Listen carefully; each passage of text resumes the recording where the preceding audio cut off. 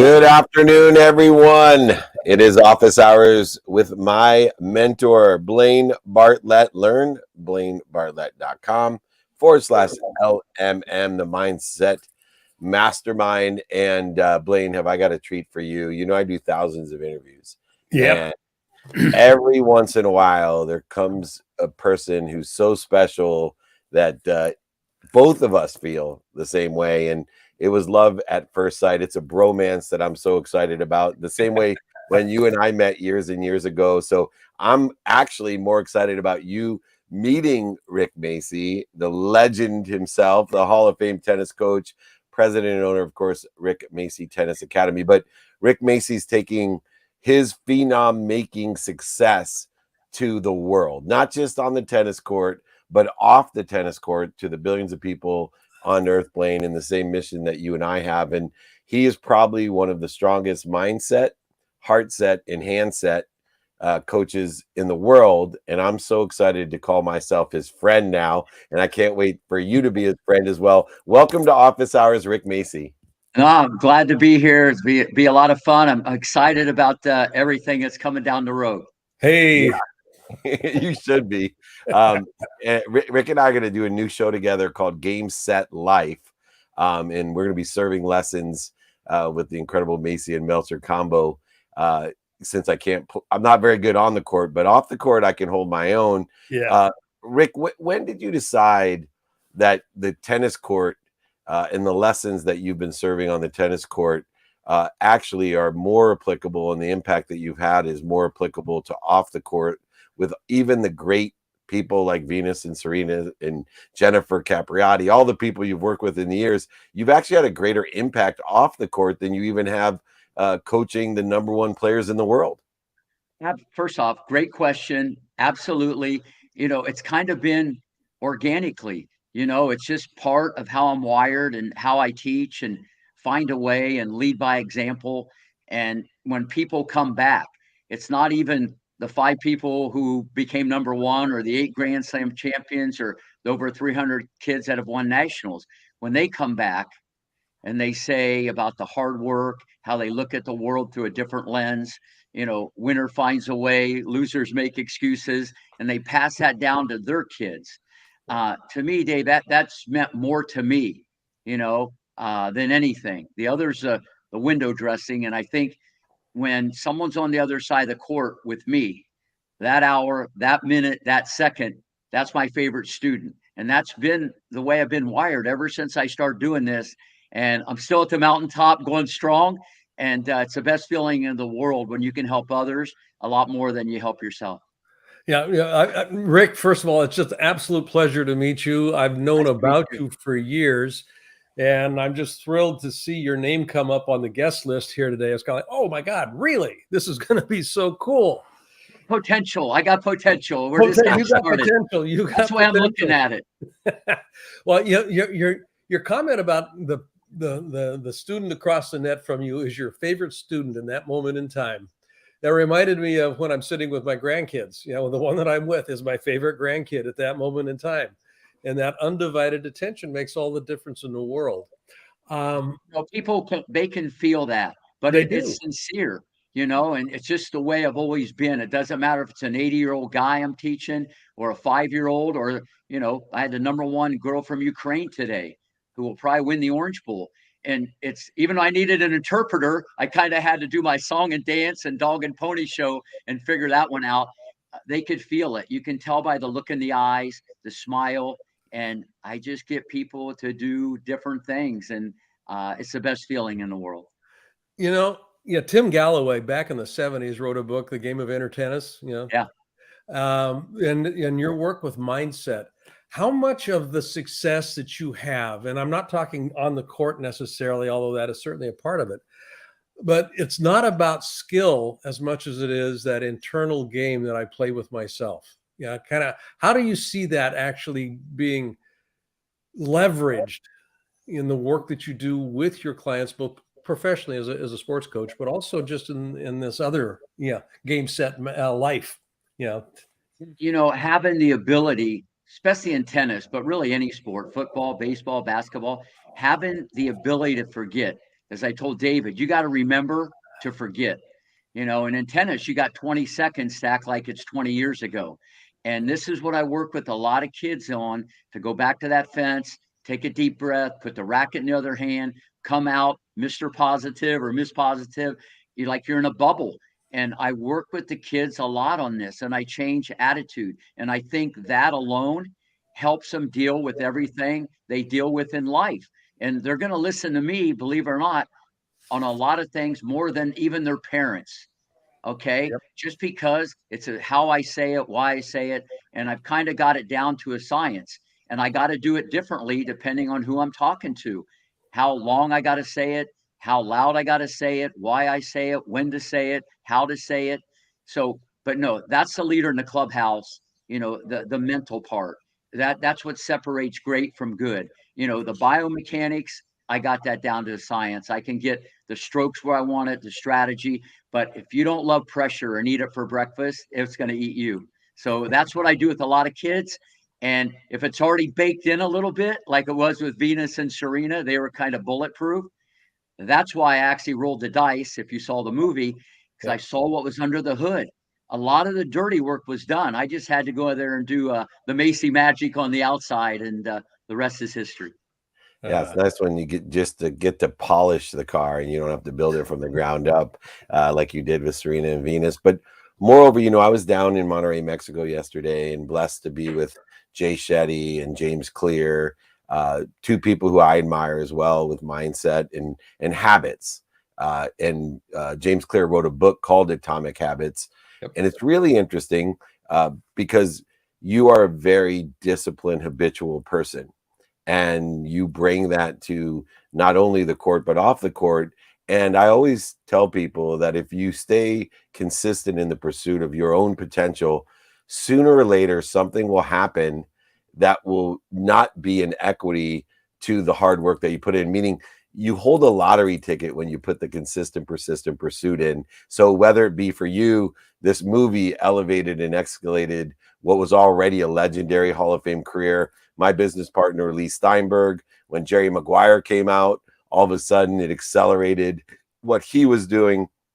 And of course, we're waiting for the Blaine Bartlett movie. I will tell you that at that Telcel event in Monterey, I mentioned to the Ericsson guys, the executives, one of my partners is Blaine Bartlett. And you'd have thought I told them that I was partners with Rick Macy or Lee Steinberg. They said, oh my goodness, the world business consultant. So everyone in their own right, though, in order to take advantage of opportunity, I think needs to put the work in. And I think that's something I hear from you every day. You got to put the work in. You got to put the work in. What are some of the things that get in the way of especially young people today of wanting to put the work in? Because it seems like they want the results, but they're not willing to put the consistent, persistent pursuit in, like you and I and Blaine. Absolutely. Great question. Especially nowadays, you got a different mindset. It's like, instead of taking the stairs, everybody wants the elevator, and I've done it my whole life, one brick at a time, step by step. And I can just tell these stories. And I'm fortunate that I got enough tools in the toolbox with Venus, Serena, Capriati, Roddick, Sharapova, Pierce, Kennan. I got all these examples, and I can leverage that in these discussions if I need to bring out that card, what greatness does, and I can tell these stories. And very few people can tell the story like Rick Macy regarding tennis, because it's all factual. And I help put Humpty Dumpty together, at the most critical times of their life when these are kids, because the cards you're dealt with at a young age, you're going to be stuck with forever.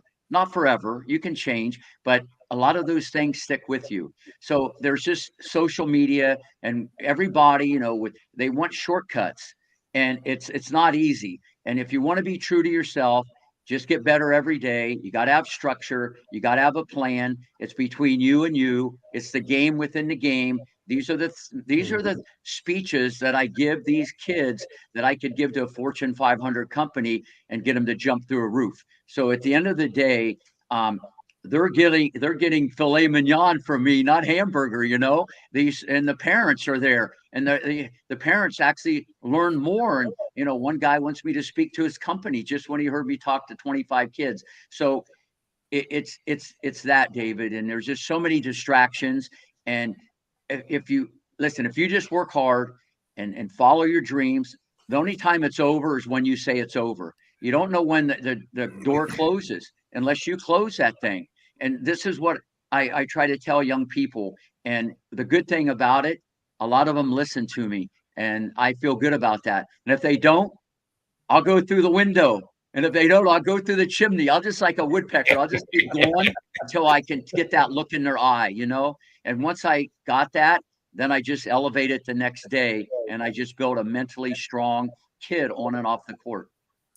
Little pieces building, stacking on top of each other. You know, an old slash mentor. I didn't really have the opportunity to meet with him personally, but I've studied a lot of his material. Milton Erickson, hypnotherapist, was studied by Grinder and Bandler when they developed their NLP platform. And Milton had this phrase that he used to use: a sleight of tongue. The sleight of tongue. And the great example of that is take as much time as you need in the next 5 minutes to tell me your life story. Okay. You just did something. You just did something that I thought was, and it was so just there that I've got to know that this is part of your way of working here with sleight of tongue. I will jump through a roof, is what you said. Not jump over. I will jump through a roof. Now, the visual that creates is the ceiling is getting raised. If you work with me, I'll jump through the roof. We will change the ceiling on that you think that you're capable of playing around. I mean, the subtlety on that was just, for me, I was really struck by that, Rick. No, no, thank you. But, it's even, that's kind of how I teach. This is, I work with a lot of kids, obviously. It's junior development, not junior final destination. I build the house, I get the cake at Publix, I put it in the oven, I put the icing on it. I build this thing for the future. And even with Venus and Serena, probably one of the best compliments that they said at the after party at the red carpet, Rick, we were brainwashed to be number one. When these kids were little, I was talking about Steffi Graf, Martina, Hingis, Capriati. I wasn't talking about let's beat this 12-year-old next week. I was always looking at a bigger picture. That girl would have got that. Martina's going to get that. We got to make it better. You did great, but it's more, never satisfied. I don't want it there. I want it right there, but in a way where you're not just like, gee, no matter what I do, you're never satisfied. I'm satisfied. I just say it in a different way to get more out of them. And then they expect it from themselves. And when I can get them to think and coach themselves, game, set, match, Rick Macci. Game, set, life. Game, set, life. Rick Macci. Yeah, December 6th, we're going to launch a new show. And I couldn't help myself when we met each other because the life lessons that are born on a field, a pitch, or a court are incredibly aligned with today. And we need more of the Blaine Bartletts and Rick Macci's of the world to take stories, features, and present a lesson in a very palatable way. And you have such a great energy about you to explain how we can change lives. And we need more positive energy today. You're a guy who has never sat down on a court for over 35 years. You are disciplined and habitual. When we look at doing this new show, and we're going to launch it December 6th, we're going to create a collective consciousness. What are some of the values that you foresee really empowering people with? What are some of the key values? If you're listening to Macci and Meltzer, I want these kids to take away, these parents to take away, these grandparents to take away these values that they can then pass on and live with and empower themselves with. Yeah, well, first off, anything is possible, but people, what they hear, what they read, they let other things influence, their mind. So anything's possible. And I got more stories and stories about why it is possible. That's number one. Every parent should always try to motivate their kids. They don't know what's inside that child. They got to get them to believe. A lot of people lack confidence. Some people are just more confident than others. Let's face it. Some people are rougher and tougher. Some people believe more. And that's the job of a parent. You know, you got to mold, you got to teach them. You can't just like a piece of grass, put them out there and fertilize it. You got to work it, you know what I mean, to make it grow. So I think those are the things. And then obviously the hard work and the positive attitude, David, how you look at things. You know, like I said, you know, before, I'm kind of bulletproof a little bit about the way I handle things. I look as a challenge. You can look at it as it is what it isn't, you know, and you got to have the ability to flip it in your mind. And that's a skill that I learned long ago from the great Dr. Jim Lair when I worked with him back in the early 80s. It's a challenge. How you look at it, you got to look at the exact opposite. Because if you take everything face value, you're going to react the wrong way. So these are some of the things that I'd like to throw out there. Has nothing to do with forehands, backhands, and serves. And just real quick, I know I'm not going to answer the question. I did a clinic once in Westchester long ago, and it was on a Sunday, and the guy set it up, and there was 40 kids that showed up, and the assistant didn't show up to help me. And I'm there with 40 kids by myself. They're all dressed the same. It's on a Sunday, and I'm going, okay, I got to reach my bag of tricks for this one. Okay, because I had no one to feed balls. I said, you know what? We're not going to hit any balls. I lined all 40 kids up on the court. I demonstrated all the strokes. We did shadow stuff for an hour and a half. I told stories. It was visualization. None of the moms were there. It was on a Sunday. All the Wall Street guys brought their kids that day. Okay, after it was all over, at least 5 guys came up to me and said, Rick, I don't know if my kid learned anything, but you know what? I'm going to fire a few guys tomorrow, and I learned more today than I ever have. And then that afternoon, I'm out there on the driving range before my flight takes off, and the guy next to me said, I heard what you're saying today. You have no idea how much you helped my golf swing. Nice. I was talking about visualization and all the so I got a medley of stuff, and it has nothing to do with tennis. And I think that should be the least of what we talk about, because, you know, what I do is much bigger than tennis. It's just tennis has been my platform, and but now it's time to touch millions around the world, if not billions. And we consider you family now, Blaine Bartlett and I. We'll have him back on Office Hours. Of course, everyone, come see us December 6th. You're going to love Game, Set, Life. We're going to serve the lessons to the world with Macci and Meltzer.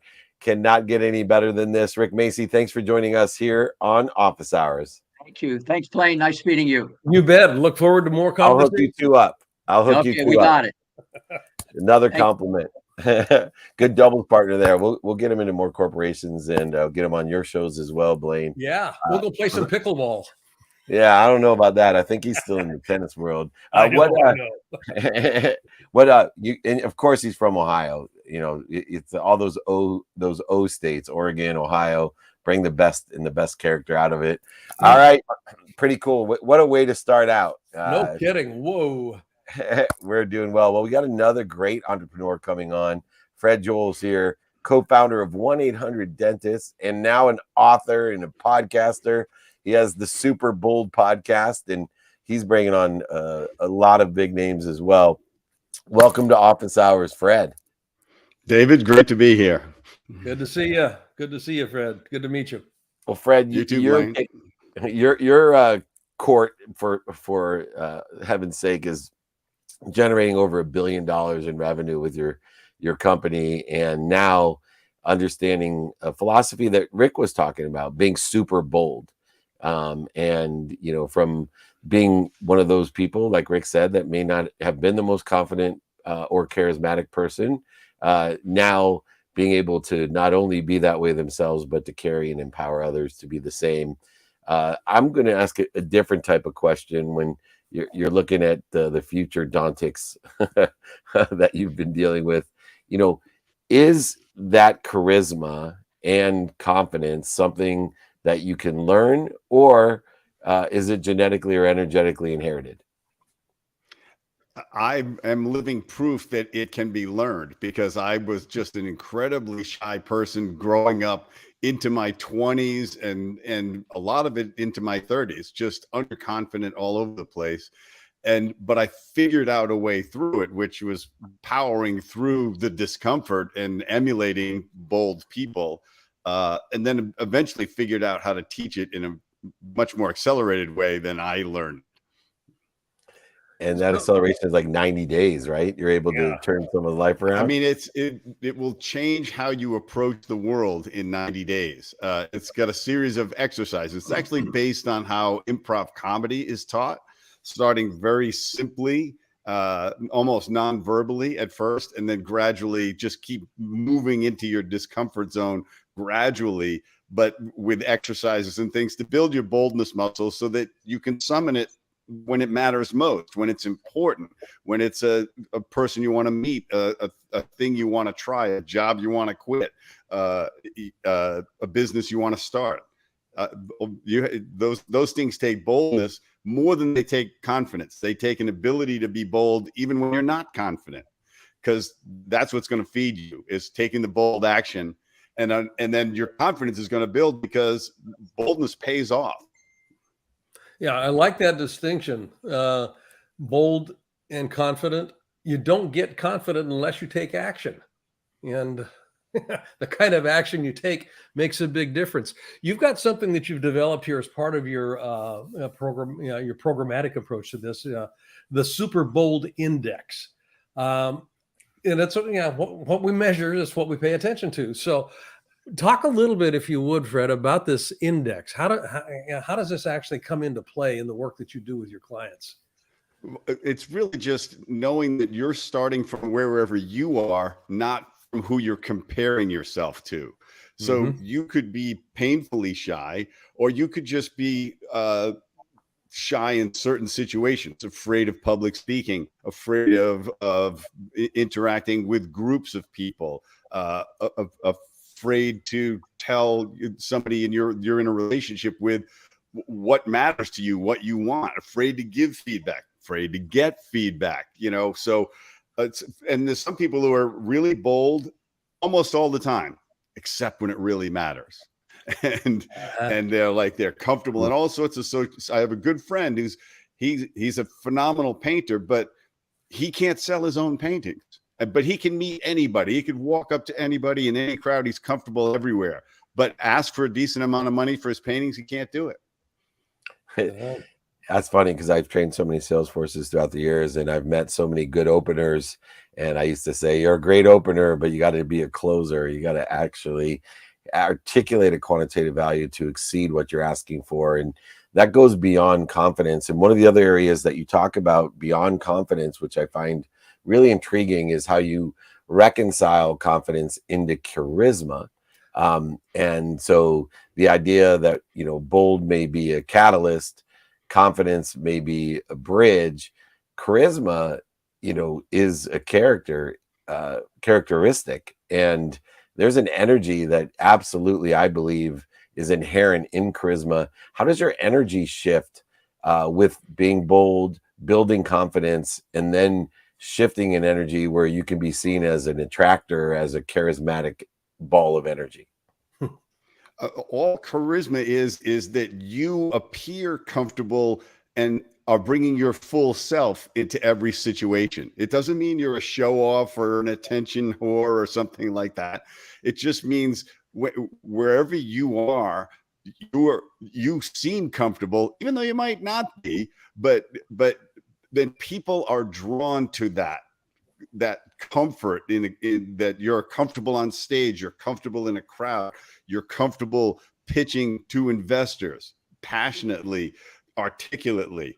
And when that happens, and it's something that builds gradually, and it happened to me. I wasn't saying, geez, I hope I can become charismatic someday, but I expanded my boldness to the point where people started referring to me that way, and I was like, are you talking about me? Yeah.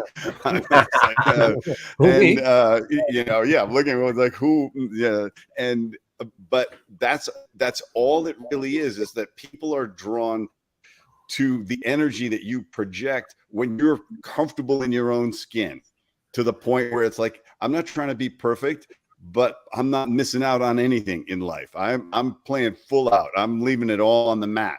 And that is a magnetic pull to people. You know, I appreciate you talking about that, because charisma and the work that I do with leaders and leadership, this conversation, well, I'm not charismatic. How do I, you don't, yeah. They confuse charismatic with a certain way of being, way of doing. And the way that you're describing this matches, kind of how I think about this also. And this is also, I think, consistent with the nature of bold. Bold is alive. Something that is bold is alive. People that have charisma are alive. I mean, there's this joie de vital that kind of pops through that can't be manufactured. It's just a function of being alive, being present, being here now. And when that's there, charisma is the consequence of that. Yeah, well, what bold people do is they don't stop themselves. That's where I was going to go with it. Yeah. Yeah, they're not, and the rest of us are stopping. We're the number one person stopping us. We've got all of these reasons. Oh, people are going to laugh at me. I'm going to be embarrassed. I'm going to make a mistake. I'm going to look foolish. We got it all playing. Bold person might hear it, but she doesn't listen. She just keeps, she brings her full self out there to discover the unexpected. And that's really what happens when you're bold, is these amazing things come at you that you weren't even thinking were going to happen. You were just saying, I'm just going in. I'm just going to bring all of me in. And why deprive everybody of all of you? That's what we're all doing when we hesitate, is we're depriving people of the full self that we have. So why do that? Yeah. And, you utilize your journey of being bold and building confidence with Futuredonics and building a huge company in 1-800-DENTIST. But it was over 30 years. And now you're bringing on some really big name celebrities, as well as everyday people, to explore or unpack their own stories and to uncover, what moves. Is there a common denominator that you see, whether you're a celebrity, entertainer, athlete, billionaire, millionaire, entrepreneur, that is indicative of building that confidence, of building that charisma? Is there some common denominator you see in people's perspective that allows them to be bold? It's a willingness to be uncomfortable, to not use comfort as the goal in life, as a rest stop to go back out and live an exciting and satisfying and fulfilling life. I love the example that of Hugh Jackman when he was making Wolverine. He would take a cold shower every day because he said this is how pissed off Wolverine would feel all the time. So he was willing to, and it was brilliant, but it was that commitment. It's like, I need to get uncomfortable to play Wolverine. But you need to get uncomfortable in order to get comfortable. You build your confidence by taking bold action when you don't feel comfortable, when you say, wow, that actually worked out better than I thought. I walked on stage. I thought I was going to, bungle this thing. And people were cheering by the end because I just, I owned my information and I got passionate about it and I made mistakes and they never knew. And all of a sudden you just say, wow, this, they admire me just for walking on stage. And that's what you realize. That's like an epiphany. It was like, they're already envious that we can walk on stage, so we can suck. And they're still admiring us. Now, it helps to be better on stage. It helps a lot because then you get invited back. But that's that discomfort, but they also don't push themselves to overdose. Like they go, I'm gonna go deeper and control the intensity of it. But I'm gonna, because I can always retreat and restore myself. But then I'm going back out. I'm going out swinging again. Yeah, that level of discomfort is one in which you have to allow yourself to be laughed at, scoffed at, made fun of. But my experience in being with people like you and Blaine is eventually they're going to applaud you, and everyone's applauding you now, Fred. And everyone should join the new podcast, Super Bold Podcast. the incredible co-founder of 800 Dentists, an author, podcaster. Check out Super Bold, from underconfident to charismatic in just 90 days, a bestseller in its own right. Come join us more. We got more shows, Fred. Bring your passion, your joy, and success, and the lessons that live within back to us. We appreciate you taking your time. Thank you so much, David. Blaine, it's been a pure pleasure. Have a great day, guys. Same here. Thank you for all you did. Thank you.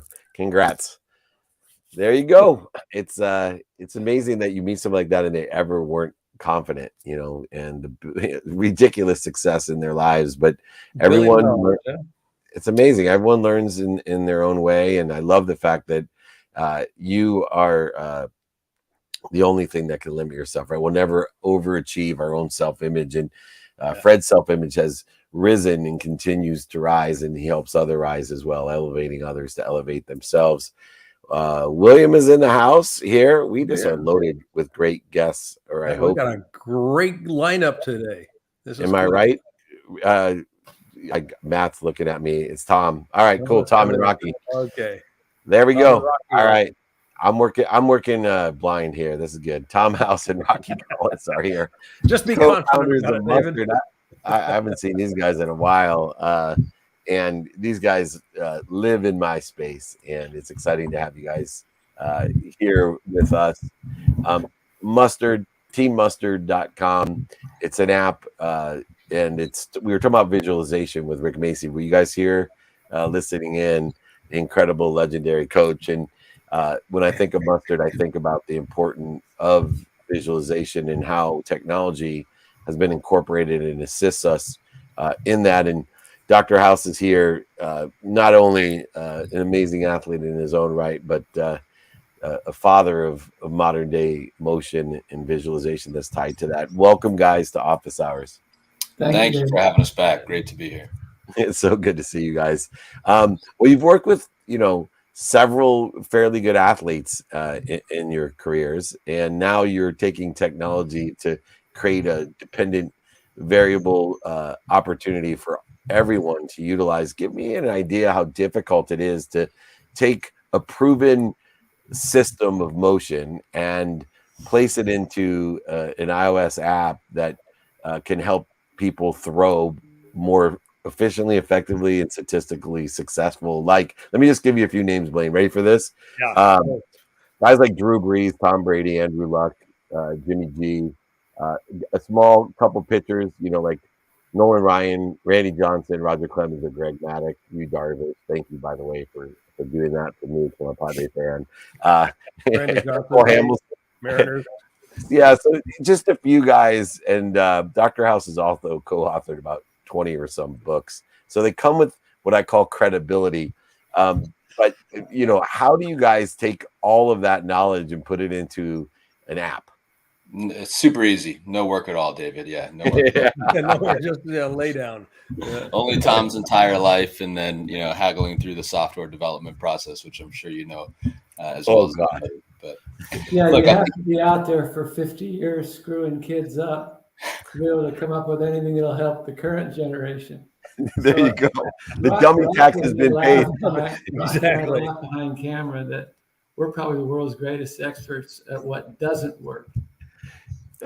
Well, the other thing we laugh about is Tom always says very flatteringly to me that if we had met 20 years earlier, we wouldn't have a company because I would have pitched longer than I did. And I think, I don't think I would have made the big leagues. That's the truth. I pitched low-level minors, and that was pretty good for my physical skills. But I think the piece I was missing, David, was the visualization piece, both mentally in terms of visualization, but also in terms of seeing what was actually going on with my body. So I was reading Tom's books growing up, Nolan Ryan's Pitcher's Bible. That was my Bible growing up. That's my actual copy behind me from when I was a kid that I flipped through and marked up and all that. So I knew from Tom really well what a good pitcher looked like and what I wanted to look like. But what was really hard to understand what was happening with my body, right? And so I'm imitating Nolan Ryan's leg kick, and I thought it was perfect. I thought I had a beautiful leg kick. And as an adult, I'd been retired pitcher 10 years, and I showed Tom when I met him, I showed him this picture of me in full leg kick. I said, "Isn't this cool? Didn't I look good?" And he said, "I can tell just from that picture why you didn't pitch in the big leagues," right? And so for us, Now we have this technology where any kid can make sure they're not making the same mistakes I made. Okay. You know what good looks like. Now understand how that applies to you. We can show you in 30 seconds, if you upload a video, exactly what your mechanical metrics are and exactly where you're deviating from what ideal is. And then if you are deviating, we'll give you Tom's drills and exercises in order to get from where you are now to where you want to be. And what Rocky just said right there, we make it personally adaptive. We don't cookie cut. Every kid is unique unto himself. And you take what the elite, we have this model that we've created that is what it's the summation of what the elite have done over the last 25, 30 years. And then they take it and they adapt it to the way their body's put together, the way their strengths, both good and bad, fit together. And we've added another concept, and not only do you visualize it, but we're teaching these kids how to internalize the feeling. So not only what does a good curveball look like, what does a good curveball feel like?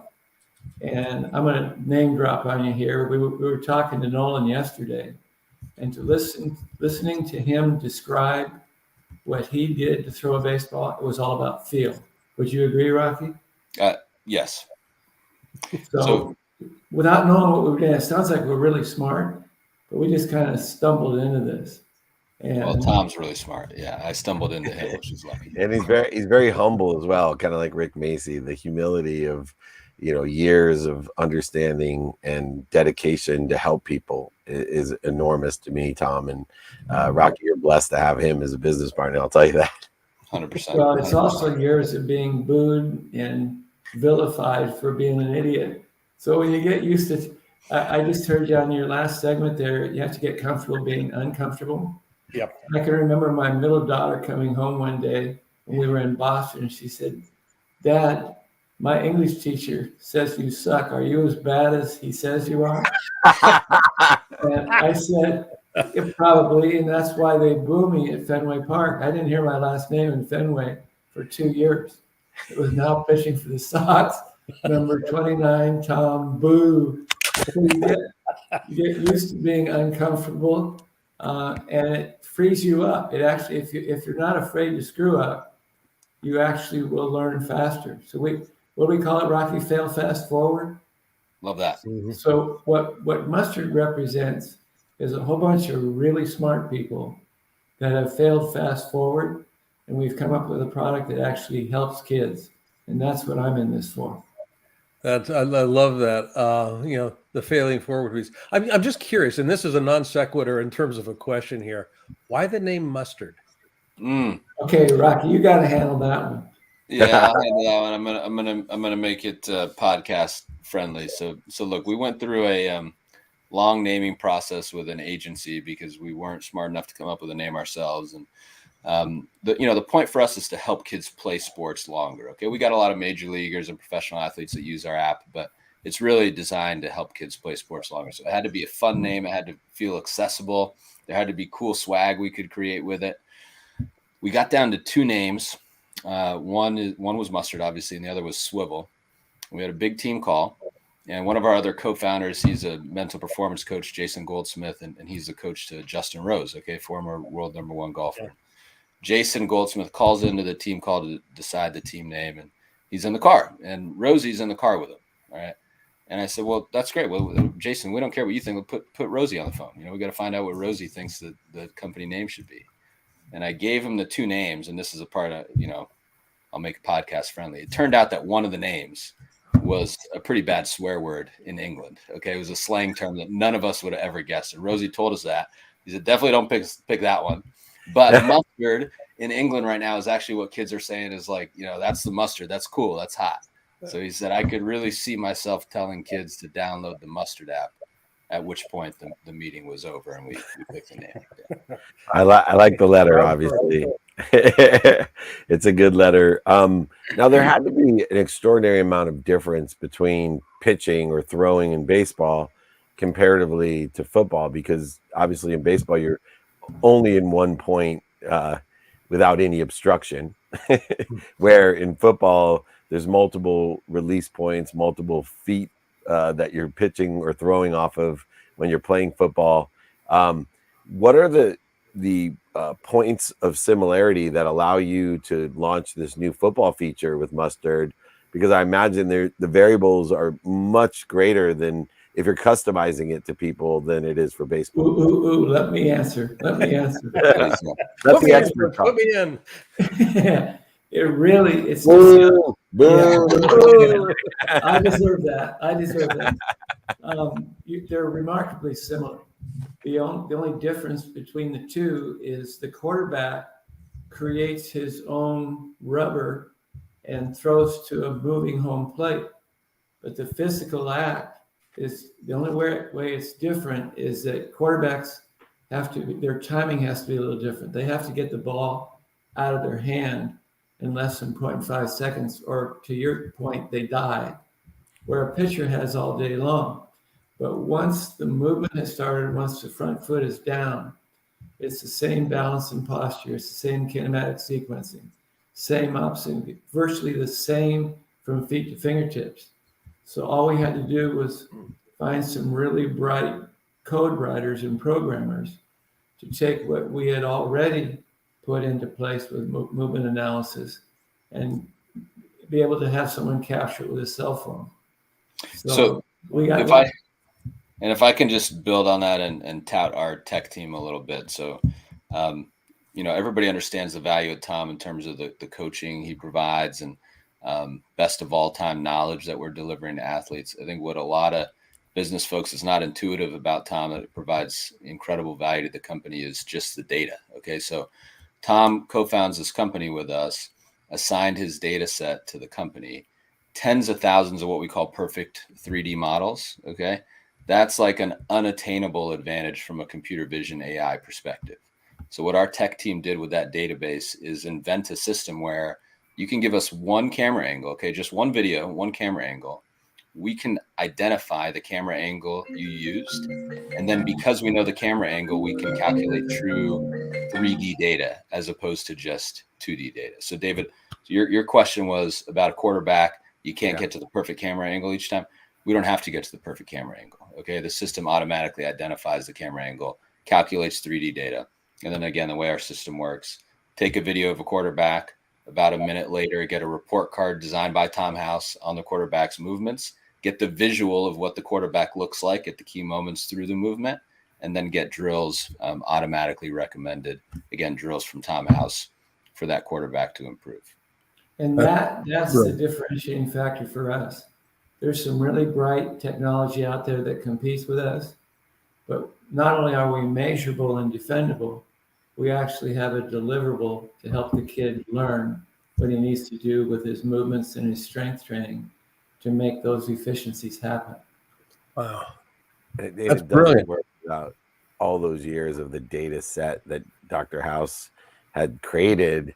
It's so interesting because I think in the same respect, way back when I started doing videos, I transcribed everything I did only because back in 1992, I remember Boolean language, and I thought, how the hell am I going to ever search all of these videos unless I put the words to?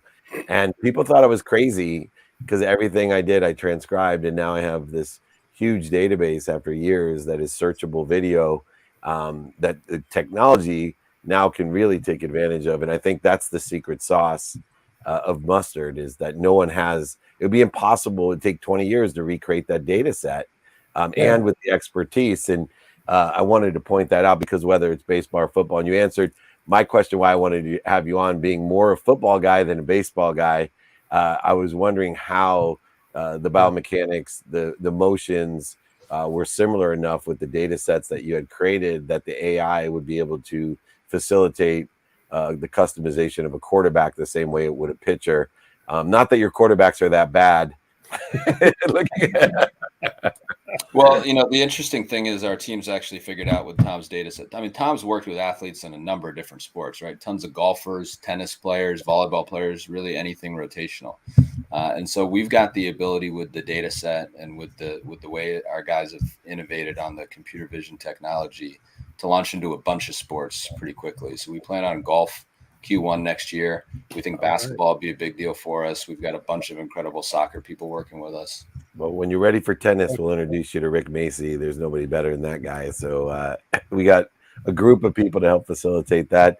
Thank you, guys. Please come back as you keep on launching more and more. Yeah. Any parent out there that wants to help their child understand the basics, customized to them, a vision-based pitching, quarterback, and soon to be other different sports with the suggested drills that are perfect, and a report card, by the way. So you get great analysis and mechanics, as well as the drills that are necessary to get better.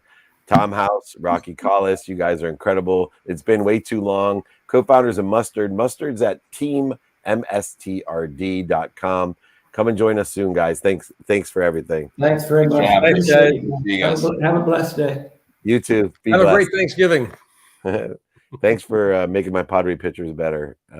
Yeah. Hey, Randy Johnson. Yeah, man. Well, have you seen the Nolan Ryan documentary? I caught it on the plane. It's No, I heard that it had come out. I haven't seen it yet. really good. I'm gonna check that. Facing Nolan Ryan, and really enjoyed it.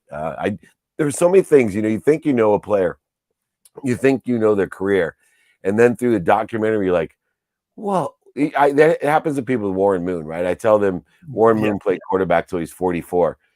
He had to play 6 years in Canada. People forget, or they never knew, and then it just enhances the superstardom of some of these guys. Anyway, we got our cleanup hitter. We had a mix up in our batting order, so they're going to probably kick us out of the game.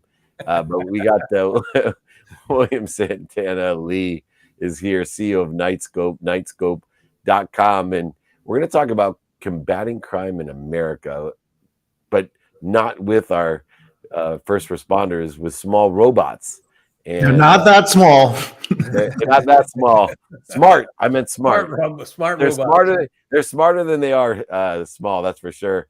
But with autonomous technology that exists today, we have so many capabilities of figuring out through AI and other technologies how to create safety and combat crime.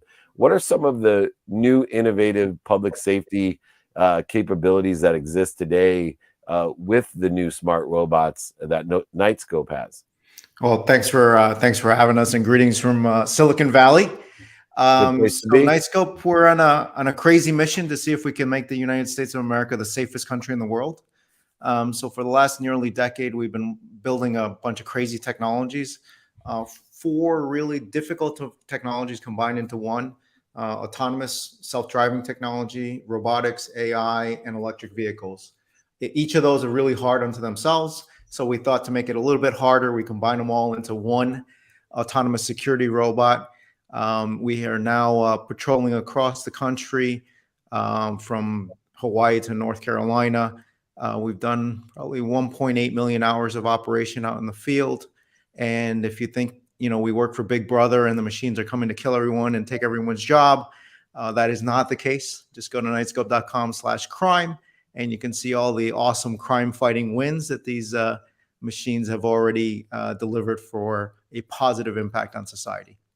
David had said small robots. You said they're not that small. Yeah, he was actually talking about smart robots, which you've just addressed. Going back to the small robot meme, how big are these things? Well, so that's one of the first questions. I remember CNBC was trying to get me to fly out to do a interview at 6 a.m. on the East Coast. And they're like, just bring the robot on the plane with you. I'm like, I don't think you're understanding the conversation here. These are 5 foot tall, 3 foot wide, 400-pound machines that roam around on their own. And, if you see them, if you're going to go steal a car, let's say in a parking lot, and you see something that large, there's nobody remote controlling it, the strobe light's going, it says police on the side or security, and it probably says something to you or has some sound going on, you're going to steal that car somewhere else because you have no idea what this thing does. And just that physical deterrence stops a lot of negative behavior in the first place. So if I put a police car in front of your home or your office, what happens? Criminal behavior literally changes. And that's what our clients have been experiencing all across the country. We have one client that was 10 stolen vehicles a month. She's down to 0. Another hospital had 1 to 2 criminal incidents a week, assault, theft, stolen car, every single week. Finally, the security guard's like, you know what? If you want to fire me, that's fine. I'm not going out there. And we put the robot there, and now they just renewed the contract for their 5th year. So it's proven technology that actually works. And part of the technology that I really like is it takes fear, which is a component, the ego-based consciousness that creates a lot of difficulty in crime fighting, meaning that fear for the criminal, fear from the responder creates a bad mixture, as we see, because people are human beings when they're in those situations. Both sides of those human beings end up accelerating into terrible results. And as I've studied this space, it's interesting because without the human fear of having a robot that may approach someone who is afraid, when there's only one person afraid, there's no physical harm or chance of a misinterpretation. A robot is not afraid where he's going to accidentally shoot someone that's robbing a car. You can de-escalate, disintermediate the problem. And there's a dollar value that goes to this. Someone did a study. If you add up all the negative economic impact of crime every single year, insurance rates, municipalities' budgets, prisons, recidivism, whatever it is, add it all up, it's about $2 trillion a year. $2 trillion, a hidden tax our entire society pays, and the entire system is broken. How can I assert that it's broken? Because it costs $2 trillion for us to run the society. Like, do you think the founders of our country ever expected us to build a society where going to work, going to school, or going to a movie theater literally came with the risk of being shot or killed? I'm sorry, that doesn't work. But the country is not set up to fix the problem, which is why we've been so adamant that Knightscope needs to win so everyone can win. You would have thought we would have learned from Abraham Lincoln that you could go to the theater and get so maybe the audience might want to understand this important nuance. So the Department of Defense has an $800 billion budget, one person in charge, the Secretary of Defense. There's a massive military industrial complex to build a soldier, whatever he or she might need in a theater of war. 2+ million soldiers get every capability, and there's a Lockheed Martin, Raytheon, Boeing, General Dynamics to build whatever capability you can imagine and capability that you could never imagine. On our own soil, that doesn't exist. The U.S. Department of Justice and the U.S. Department of Homeland Security have no federal jurisdiction over 19,000 law enforcement agencies, 8,000 private security firms. There's no one in charge. There's no risk capital. There's no innovation process. And that's why in the year coming up on 2023, you got security guards sitting out in the parking lot with literally a number 2 pencil and a notepad. And then you wondering why this doesn't work. Because you didn't give the 2 million officers and guards tools for them to do their jobs effectively. And that is the fundamental basic problem we're trying to fix. And when we put 1 million of these robots out in the field and give the 2 million officers and guards actual tools for them to do their jobs effectively, we're going to put a massive dent in this problem. To that point, and they run 24 hours a day, so they don't have to go to sleep. They're just up and running. The question of safety, part of that has to do with mediating threat. I mean, all of it has to do with mediating threat. Do your robots just rely on physical presence, or are there protocols in place, structures in place where they could actually, go from just kind of frightening somebody to literally arresting somebody? This is software plus hardware plus humans is the most effective. So you want the robots to do the monotonous, computationally heavy stuff, and let the humans do the enforcement and decision making. Okay. So let me tell you what we plan to do, and then kind of what happens today.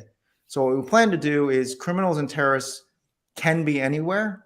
So Knightscope needs to be everywhere. So you'll see a massive portfolio of different products of all shapes and sizes, from something really tiny that's maybe incognito mode in a U.S. federal courthouse underneath a bench to something patrolling a city and a highway and everything in between. And then we got to make these machines be able to see, feel, hear, and smell, and do 100 times more than a human could ever do. And that gives the officers and guards eyes, ears, and voice on the ground in multiple locations at the same time.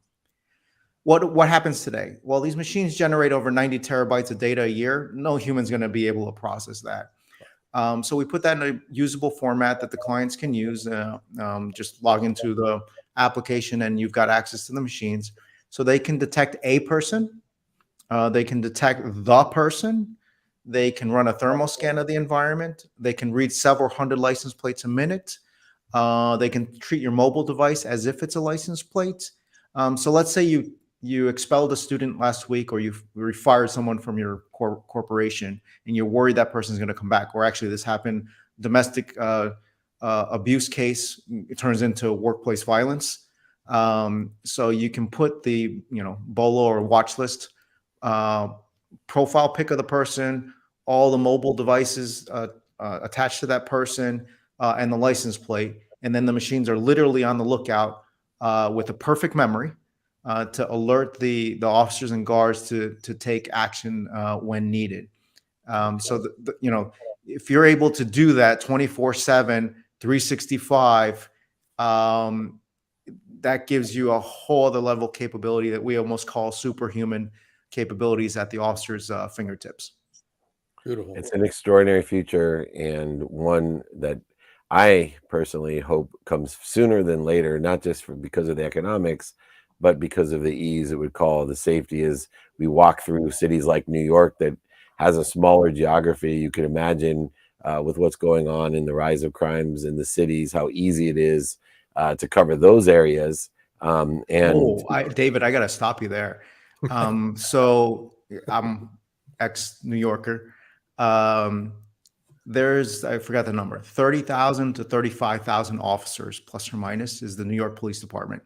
That is not a department, that's an army, like for a small area, relatively speaking. And some folks might get annoyed me saying this, but Boston is a comparable city, right? Number of officers in the area, 2,500.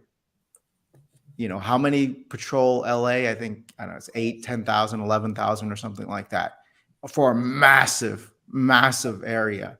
It's not popular to say, but the country's under policed and understaffed. Like, you can't remember, they're running 24/7. You can't triple shift a human.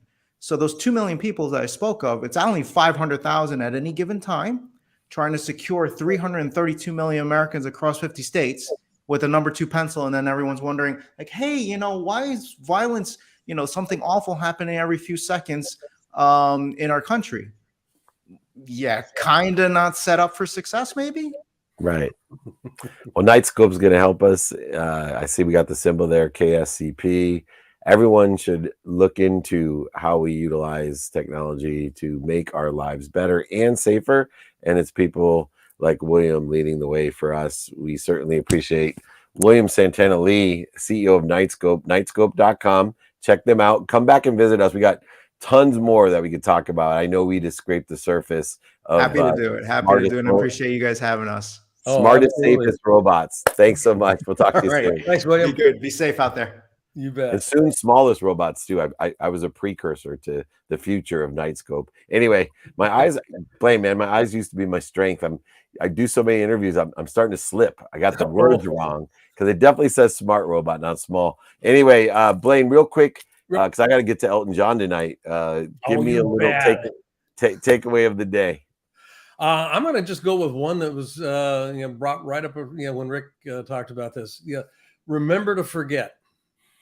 I mean, there's just something about being able to live a bold, gratifying, successful, thrilling, alive life, absent referencing stuff that has gone wrong before. My past doesn't have to inform my future.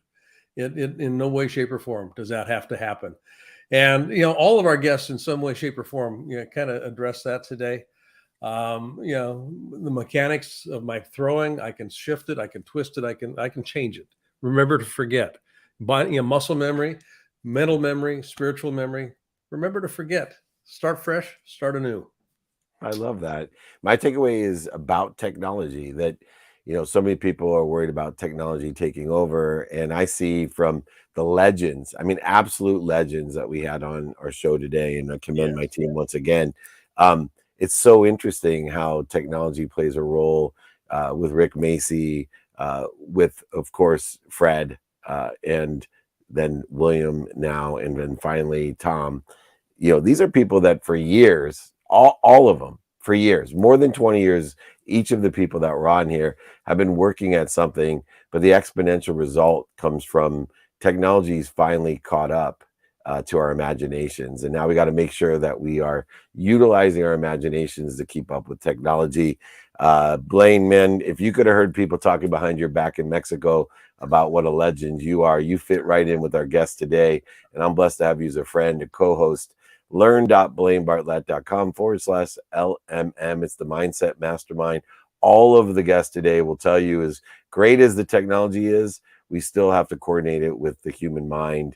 And I love coordinating my human mind with yours. You make me better, my friend. I'll talk to you soon. Okay, buddy. Enjoy the show. Oh, I will. Finally, we got some talent at Dodger Stadium. You know what I mean? Oh, that's bad. I know. Look at Matt's not even listening because he take you off.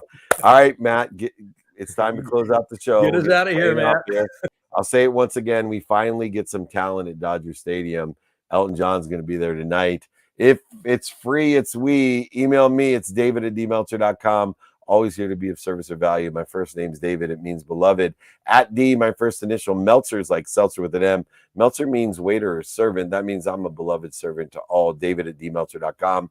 Please reach out to me. I'm happy to help. Remember, most importantly, be more interested than interesting. Be kind to your future self and do good deeds. We'll see you later. Thank you.